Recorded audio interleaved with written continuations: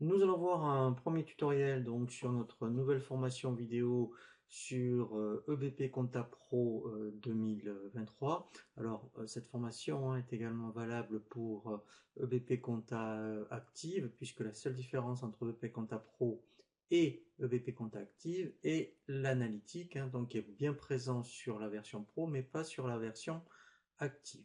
Donc ici, pour créer votre dossier, nous allons ici sur ce bouton ici paramètres et nous allons ici donc cliquer sur ouvrir et nous allons faire donc ici ouvrir le nouveau dossier. Alors ici c'est le nom du dossier que j'ai créé, donc qui est vide pour l'instant, donc quand on est en ligne, donc EBP demande un nom de dossier, et dès que je vais double-cliquer dessus, vous voyez, il va me proposer un assistant de création. Donc là je fais suivant.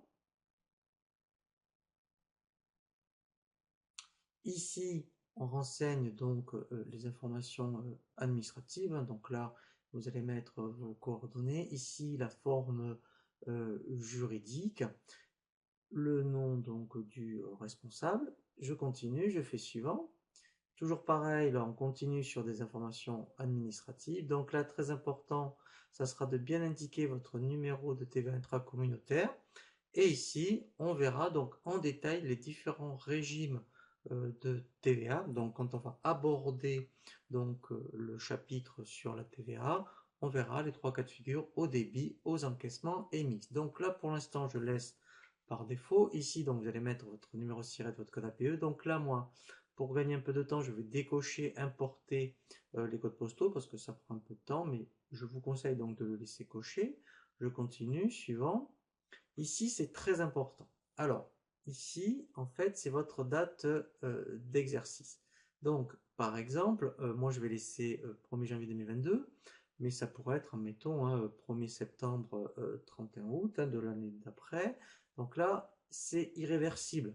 Donc, il faut bien faire attention quand vous allez créer votre dossier au niveau des dates. Si vous vous trompez, il faut supprimer le dossier et il faudra le refaire. Donc là, j'attire votre attention. C'est très important donc de bien mettre les dates, et lui va générer donc N+1. Ici c'est le plan comptable, donc là on va laisser le plan comptable de base. Donc je précise, on verra des formations spécifiques sur BP Compta Association par exemple. Il faudra bien indiquer, donc vous voyez, si vous êtes agricole, association, le plan, ou donc tout ce qui est syndicat par exemple, le plan donc comptable correspondant. Donc moi je vais laisser de base. Très important ici, je vais déjà cocher gérer les comptes auxiliaires. On verra à quoi ça sert un peu plus tard dans la formation, mais dès le début, je vous conseille de le cocher. Alors, si vous oubliez, vous verrez que quand on verra donc le chapitre sur tout ce qui est paramétrage, on pourra le cocher si vous l'avez oublié. Donc ici, c'est pas définitif si vous avez oublié certaines informations. Je continue, je fais suivant. Et ici, ce sont toutes les fonctionnalités disponibles. Alors, moi, je vais les laisser cocher. Donc ici, alors ce qui est bien, c'est que en fait, on peut cocher, décocher à tout moment.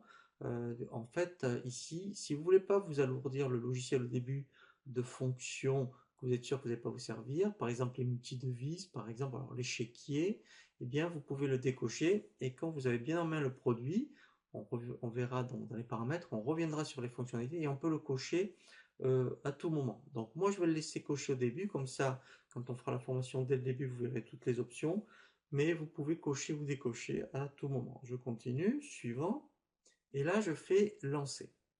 Ici donc si vous avez créé donc plusieurs dossiers, c'est-à-dire que si vous avez par exemple la gestion commerciale, eh bien je vous conseille de faire lier mon dossier. Donc si vous avez que BP Compta, eh bien ici vous faites utiliser mon dossier créé.